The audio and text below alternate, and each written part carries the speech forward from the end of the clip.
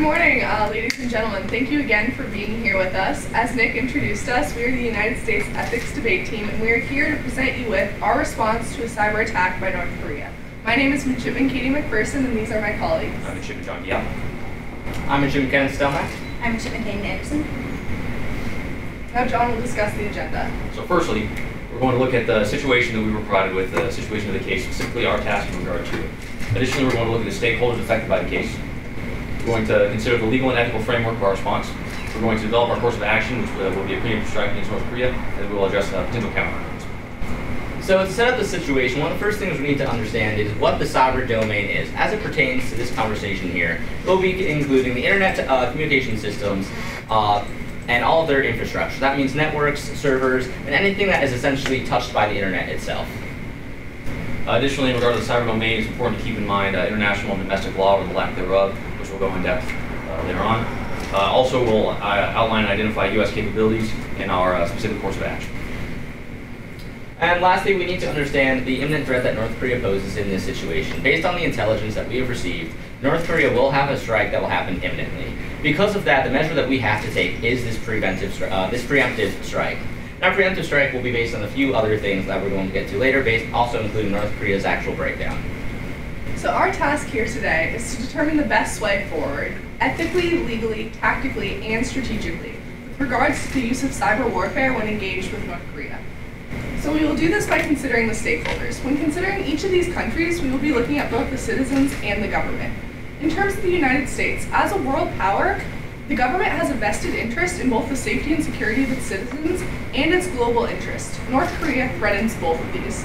We must also consider private businesses of the United States that may be directly targeted or indirectly impacted by North Korea's actions. Next, North Korea itself. Both the government who wishes to do us harm and the citizens of North Korea who will be affected by any response the U.S. gives to this cyber attack. Finally, we must also consider the international community. Countries like China must be considered because of the large role they will play in this situation. China is unique in that it has the power to influence North Korea because of the amount of influence it exerts. China also has an interest in influencing North Korea because it desires to be a larger power on the global stage. Finally, we must also look at third-party countries. Because North Korea lacks the necessary infrastructure to actually carry out the cyber attack on their home soil, they have to go to third-party countries such as Malaysia or China to actually implement the cyber attack. So we must also consider the governments of these countries and how the United States will interact with them in order to get a desired solution. Now, to understand the actual cyber capabilities and the strategy that North Korea possesses, we have to look at them and their historical and strategic context in which under they act. North Korea prefers to use irregular and asymmetric warfare in the cyber domain. What this allows them to do is project power into other nations without actually having any type of physical intrusion. And this usually finds itself in terms of utilizing ransomware and things such as worms. Worms being viruses that infiltrate systems and replicate themselves, and ransomware being something that goes into a network, goes into a system, takes over its hard drive. After it takes over the hard drive, it contains it and encrypts it. After it's been encrypted, it requests transfer of money, such as in terms of Bitcoin, to North Korea in order to release that information. If not, it formats the hard drive. One of the more notable types of these attacks was WannaCry, which afflicted United States systems on private sector and parts of Great Britain.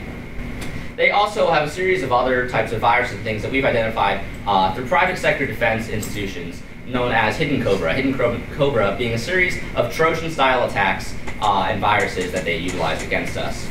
The other thing we need to look at is the actual state and military cyber organizations that exist within North Korea. The ones that we will be looking at is, one of them will be General State Department, which is the group in North Korea that controls the C4 and cyber, command, control, communications, computers, and cyber operations component. They won't be as important in this conversation because they mainly rely on utilizing cyber capabilities to ensure capable communication between military systems. The other one that we will be looking at is RGB, Reconnaissance General Bureau. RGB also has a department within it called Bureau 121. And these are the main actors that conduct these types of irregular asymmetric warfare and ransomware attacks across the nation. They're the ones that we are going to be looking at. And they're also comparable in ideas, essentially, to the NSA and how we utilize them today. Now, if you look at a picture of North Korea here, you can see not a lot is going on. And because of this, even if we were to be suggested to conduct an all-out cyber attack on the nation, how effective would it really be? it would shut off something, not a lot obviously, which means that we can actually assume, based on our intelligence, that they have analog means of conducting warfare, such as mortar systems and artillery that may be aimed at Seoul. This picture also forces us to consider that we must utilize other levers of power when responding to North Korea, and that brings me to breaking down our ethical implications. So we have three kind of spheres under which we examine this conflict. The first being jus in bellum, the second being the principle of restorative as opposed to retributive justice, and the third being the principle of jus in bello. So under jus in bellum, we have five kind of key principles which we seek to adhere to, the first of which is just cause. So just cause means that we have the right information, so we are making a preemptive as opposed to a preventative attack to attack North Korea, and also that our goal in mind is restoring a productive order. Also, we must adhere to the principle of proportionality. So proportionality means if North Korea hits me with an attack that debilitates me X amount, we are justified in responding with an attack in kind that has to strike that golden mean without being excessive or deficient. And that takes me right into restorative justice. So restorative justice means that we have to have a telos. We have to have the goal of restoring a productive and sustainable order within the cybersphere. And that means as a global steward, especially within cyber where we have superiority to most other countries, we need to establish productive and enforceable norms. So the US is responsible for maintaining these norms, and we do that by setting example. This means a sustainable solution. We want to restore order. And finally, jus in bello. If North Korea responds, that takes us into the territory of jus in bello, justice in war.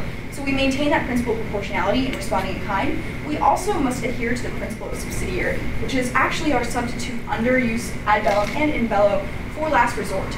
So because this is cyber, it's a new sphere, we have to replace things that take into account the loss of human life, which we avoid at all costs under these types of attacks, and replace it with something that forces us to respond with the least amount of force required to create the least amount of disorder necessary.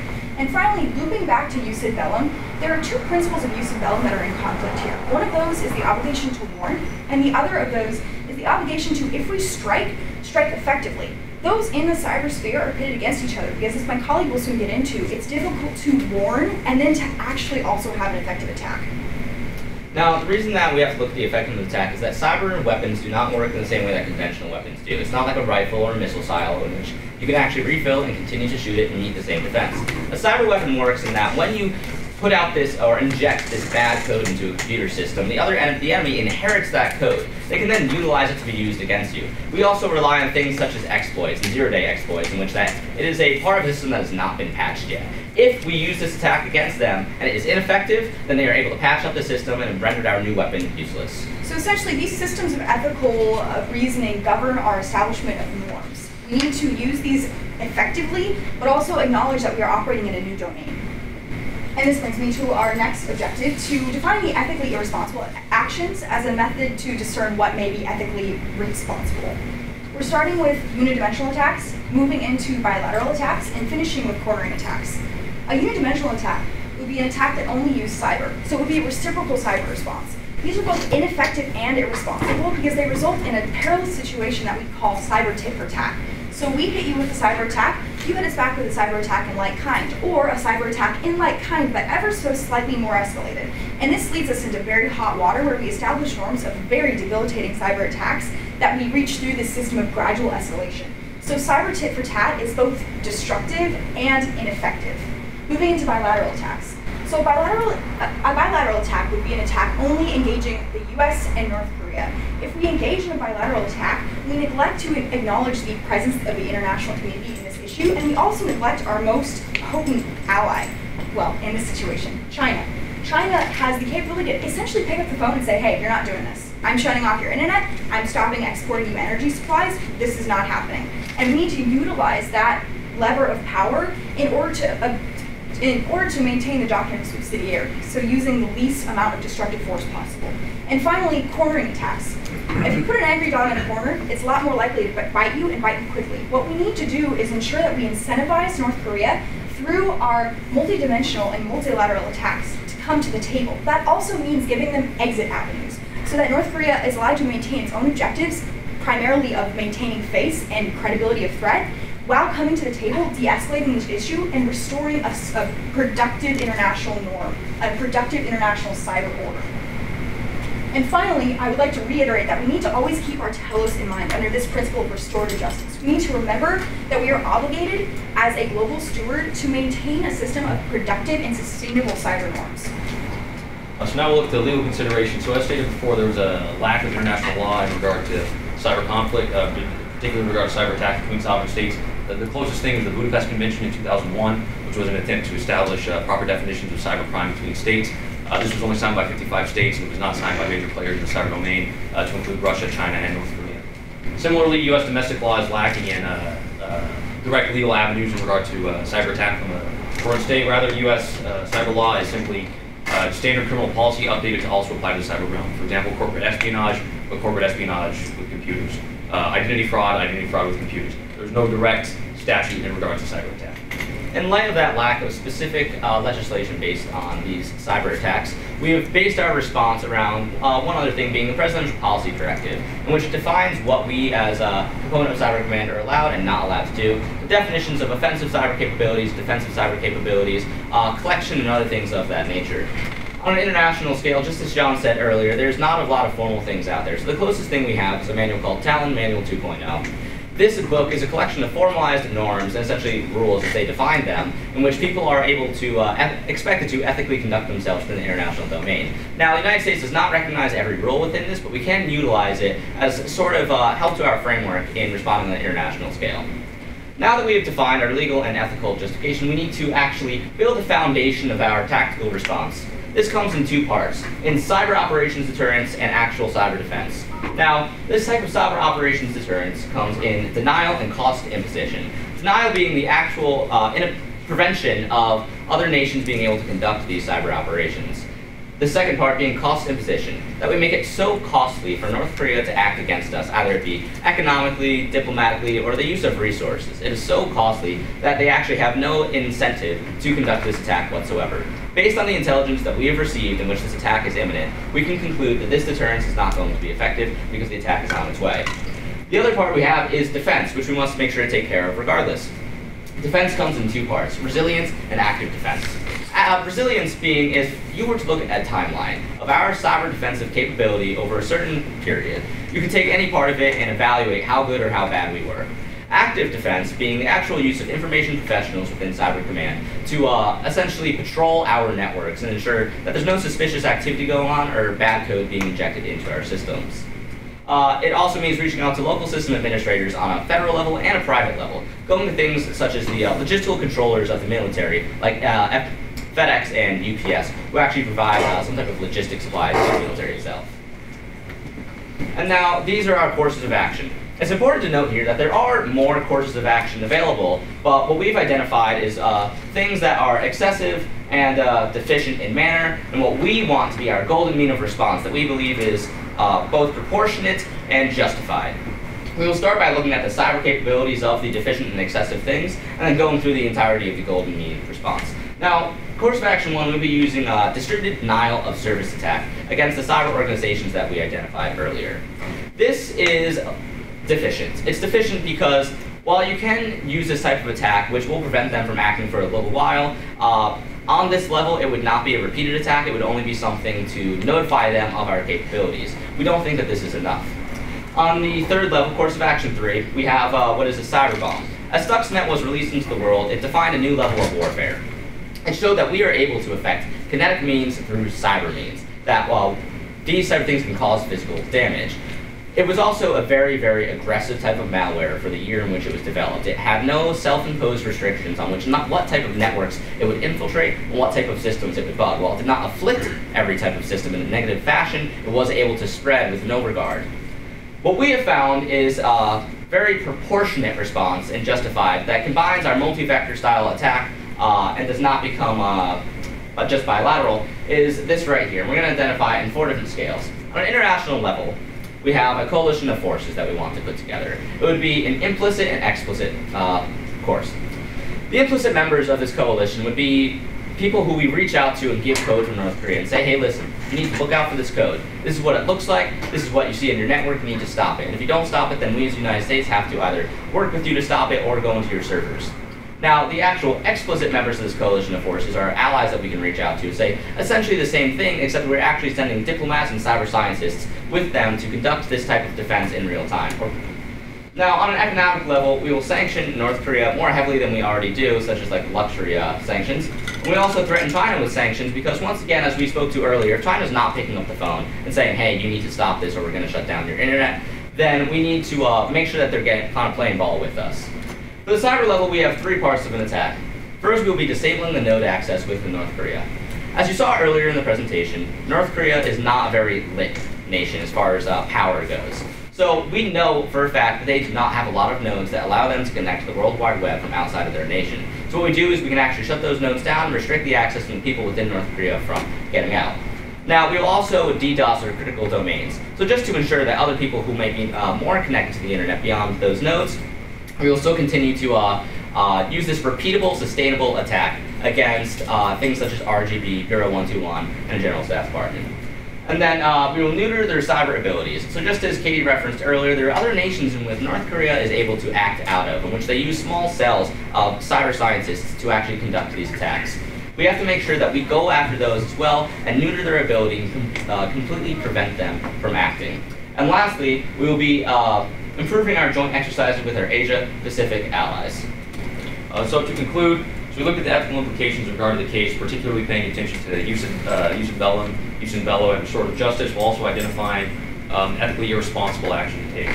In regard to the legal framework, we recognize the lack of proper formal law in regard to cyber operations, so we look to alternative means to give us legal precedent and provide legal policy for our response. In regard to the strategic implications, we recognize the importance of involving multiple nations beyond just the U.S. and North Korea, as well as the importance of having a multifaceted response, not just a cyber response, and also the importance of not establishing degenerative norms of a cyber tit for tat. And lastly, for the tactical implications, we looked at our specific course of action 2, the golden mean that we developed and how that would work to prevent North Korea from going through with its attack. Now we'll address potential counterarguments. So firstly, the idea that our preemptive attack is insufficient or excessive. It was with this concept in mind that we developed our 3 courses of action, where we identified what would be deficient action, what would be excessive action, and then our golden mean, which we believe is the minimum force necessary to compel compliance. We also created that, and we recognize it's a scalable possibility. In terms of the establishment of norms, we want to ensure that our actions in this situation do not set a precedent of cyber tit for tat. So the way we accomplish this is by creating a comprehensive response that the United States evaluates its role as a country that has the ability to establish these norms and monitors our actions. We do not want to establish these norms as cyber norms, or a cyber tit for tat, as you might say, would allow smaller groups that want to hurt the United States an asymmetric advantage against us. So the establishment of these cyber norms would be detrimental to the United States in the long run. Also, we risk escalation. So this is also an issue of cyber tit for tat. If we have us hit, we hit you, you hit us back a little harder, we risk escalating into some really hot water where we don't want to go with cyber. That's very debilitating and almost verges on kinetic. Lastly, we consider the counter-argument that we have either overestimated or underestimated either our cyber capabilities or North Korea's cyber capabilities. One of the difficulties of operating within the cyber domain is properly assessing the capabilities of the actors involved. This is due to the new nature of cyber warfare, as well as the classified nature of cyber warfare. So using as much publicly available information as we could, as well as meeting with qualified professionals, to include the former deputy director of the NSA who works here at the Naval Academy, we put together what we believe is a comprehensive understanding of what our capability in the cyber domain is. We also looked at North Korea's history of cyber attacks, their style, their general overarching strategy, in order to properly estimate their cyber capability. So thank you again, ladies and gentlemen, for joining us here today. We hope you enjoyed our presentation, and at this point, we would like to open it up to questions. All right, good job, everybody. Came right in at 19 minutes. So if the judges if you would like, you can take a minute to confer, talk to each other about the things you might want to ask. If not, we can go right into it. Go for it. Go right into it. All right. So we'll have 15 minutes. I strongly encourage the 4 of you to try and get every judge a question in, so don't take too long. If you are taking what I believe to be too long to answer a question, I'll ask you to wrap up so that other judges can get their questions in. So we'll start our time now. So for the law and legal aspect, if you have a bad actor who's in a friendly country, a hacker, to include maybe in the United States, what are the legal implications of invading, foreign country, if you will, that's friendly with a cyber activity? Yeah, that's an awesome question, sir. Thank you very much. So we're not just allowed to drop in if let's say the server is within the United States and bad actors such as ISIS or someone who has been known to use cyber capabilities is acting within the server in the United States. Now, we still have to do things like such as getting warrants to go deal with that. We can't just drop in and say, hey, sir, ma'am, your computer's afflicted with this thing, I'm going to blow it up. Like, that's not something that we are legally allowed to do. Now, dealing with servers outside of the nation, like let's say there is a splitter cell of cyber activists within Malaysia. One of the groups that we know exists is Lazarus Group, which is a part of Bureau 121. They are known to act outside of the borders of North Korea. Through the directives of the President of the United States, we withhold the right to go into these servers and prevent those measures from being taken. We take the measures to prevent that action from happening, in which North Korea goes out and strikes us. But what we want to do first is actually reach out to the nation that owns those servers and say, hey, listen, we will work with you to prevent this action from happening itself. To work from the ethical perspective, we abide by the principle of subsidiarity, where we use the least possible amount of force, and often that includes going from a cyber perspective and infiltrating those external factors without using a kinetic invasion, because that would be our last resort under USNA.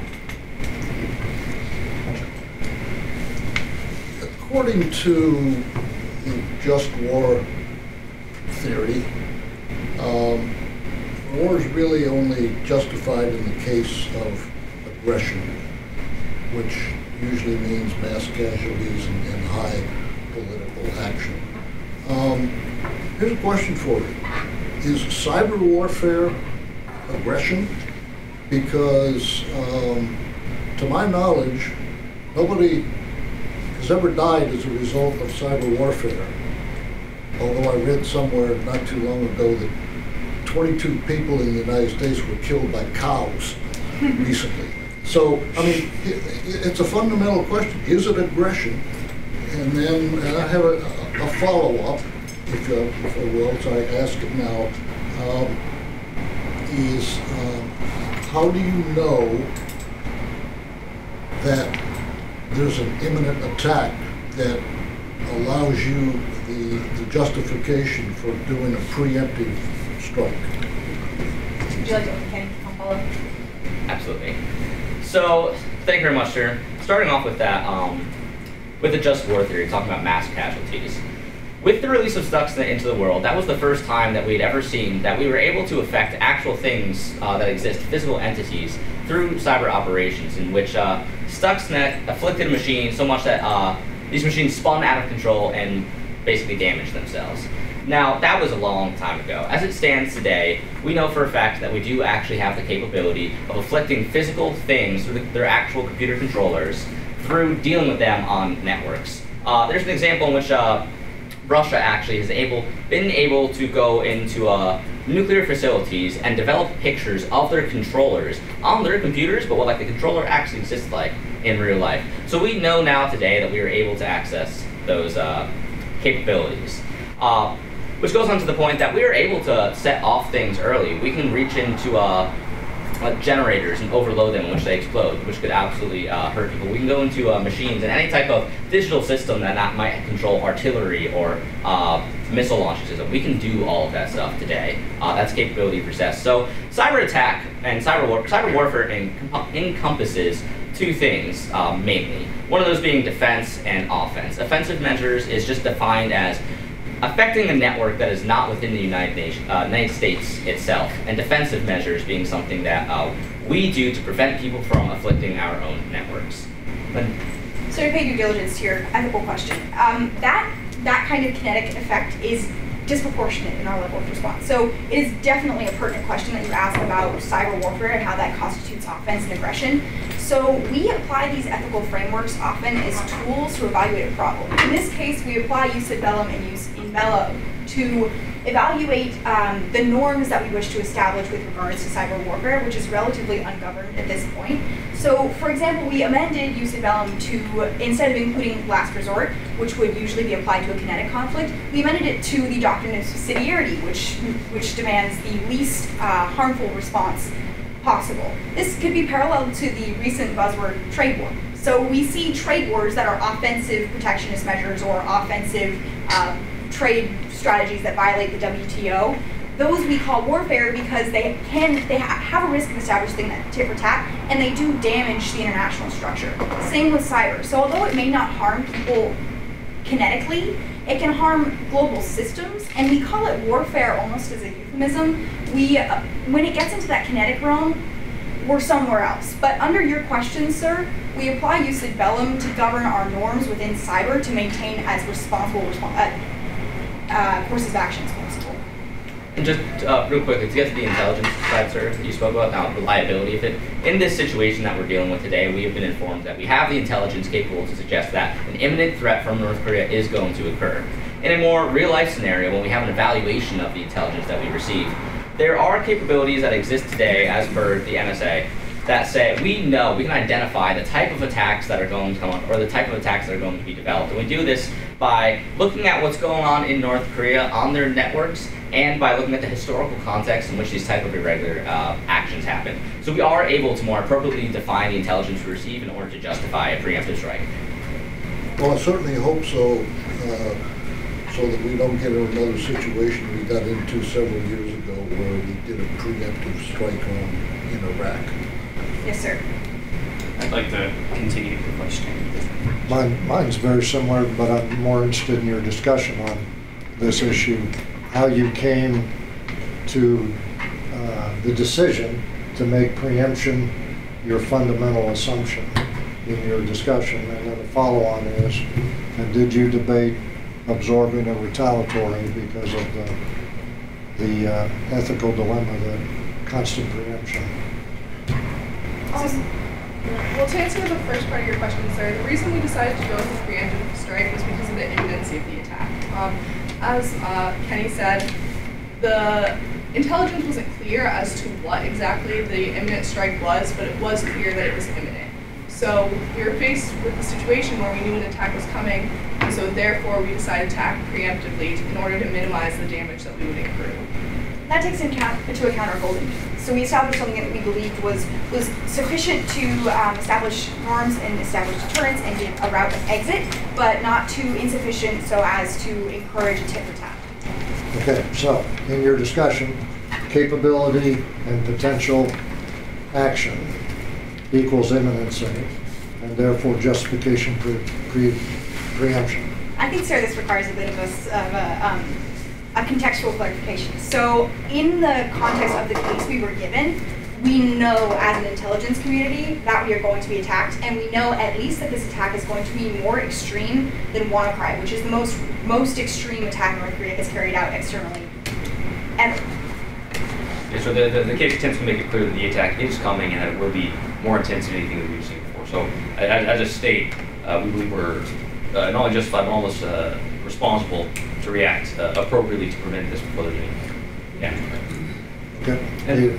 Because if you flip that and look at capability, intent, preemptive behavior, the United States represents a significant threat to other nations throughout the world.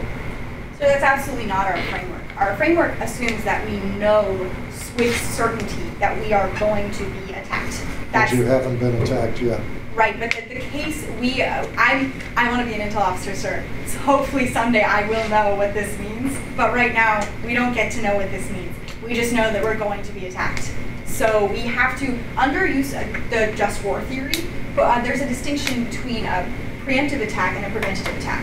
We will not make a preventative attack. We will not make an attack that seeks to disable another nation from attacking us in the first place without knowing that they seek to do us harm. Because they do seek to do us imminent harm, we know that harm is coming. We have been supplied with the intelligence to know that it is going to happen. We are able to justify a preemptive strike. Thank you. Excuse me. If you hear on a day-to-day basis the things that the National Security Council evaluates, it appears that there's going to be an imminent attack on us someplace everywhere in the world, just as hostilities come up. And I think I'm sitting in the same box with everything else. There's so many reports that this is imminent.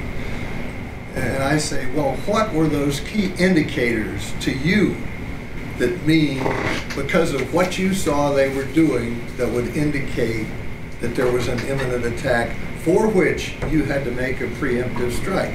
And the United States is not famous for making preemptive attacks I agree, in general. sir. And those that we have made have been foolhardy. Absolutely, it's definitely a So- tenuous situation. So, could you give me an example, slowly? You know, 83 years old, I'm trying to understand this. You know. Absolutely, sir. My So- Macintosh frequently needs help. And so, an idea of, you think the intelligence community would have looked at that said, this is imminent because of what you've seen them doing. So here's how we'll attack this. I'll give a more conventional example, and my colleague Kenny will give a more cyber example. Okay. So, under the context of this case, let's equate this to being engaging in conventional warfare. We've intercepted maybe communications between two major powers that say, we are going to attack you at this time. This time is a couple hours in the future. So we don't really have a ton of time to deliberate and use alternative courses of action. So we've justified a preemptive strike in the context of, we know we are going to be attacked, we are going to be attacked imminently, soon, and we need to prevent this strike from happening or establish some sort of context in which that strike will never happen again. So it's important to look at a few things here, sir. The first one being capabilities of North Korea. Like, what can they actually do to us on the cyber level? And as much as we like to pretend that America is one of the finest countries in terms of this cyber operations, we are on very equal footing here. And that North Korea has, let's look at WannaCry as an example. WannaCry hit the world and afflicted tons, like thousands and thousands of computers, bringing down tons of private organizations and even the national health system in Great Britain, in which people were severely affected, even dying from hospitals actually being shut down from losing their systems. So what does this mean for us? What are the indicators that we know this attack is going to happen? Well, the National Security Agency actually blocks thousands of attacks on a daily basis. And we are capable of telling what the difference is between someone just shooting tons of these denial of service attacks, right, in which they just constantly ping us and request us to try and stop our computer from actually being able to respond. But there's also a difference between them mapping out our systems, looking at nuclear research facilities, at weapon facilities. We can watch them even. We don't have to actually stop them as they look at these systems and as they penetration test our systems and networks. We can look and say, oh, I understand like what they're trying to do here. I see what exploit they're kind of working at. So in the real world, the type of intelligence that we might receive that develops this actual attack is something of a matter of we're looking at them penetrating and testing our critical systems such as power and private power systems, military systems, and communication systems. Yes, sir, and also I'd just like to interject very briefly. It's important to recognize that the attack which we're responding with is it's not quite like the attacks previously. We were responding with an attack that will not kill anybody in North Korea. We're responding with a proportional attack, which is not to the degree of some of. It is the minimum force necessary to compel compliance. It's not to the degree of what we did in Iraq or things like that. It is a cyber response. It's rather frustrating not knowing, sir. Before we move forward, Sorry, did you have a question? Yeah, I guess just one quick one, hopefully. Conceptually, it seems to me there's a lot of parallels to the Cold War with nuclear power and mutually assured destruction, right? In that sense, it was literally obliterating millions of people. This is obliterating infrastructure that could affect people. Do you think where do you think that parallel is, if it's there at all, in infrastructure degradation, et cetera? I mean, I think there's definitely parallel to be found there, sir. Cyber operations as we see it today is kind of a wild west in the domain, in that these weapons aren't the same as nuclear weapons where you set them off and they instantly kill thousands of people. They have effects that can be minor or large in scale depending on where you conduct them and the level on which you conduct them. And because it's so new and untested, the international communities haven't actually agreed upon what a cyber attack even is, whether or not espionage is some type of incursion or not whatsoever. It's just something that we're going to deal with. And so far, many countries in the world have actually avoided trying to deal with defining these situations. So while there are parallels in that it is not something that we still have to know and learn how to define, it is certainly not as inherently destructive just based on the nature of it. We have 20 seconds.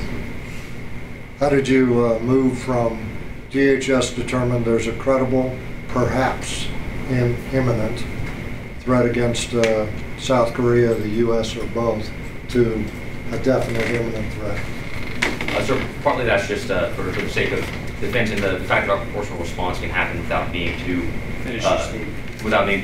directly damaging to the foreign state. We believe that we're acting within a reasonable means to protect ourselves while ensuring the safety of honestly, North Korea in regard to our response. Got it there. Thank you, United States Naval Academy. Great job. Thank you, judges, for excellent questions. Good job, and go forth, do great things, go mingle. You're done for the day.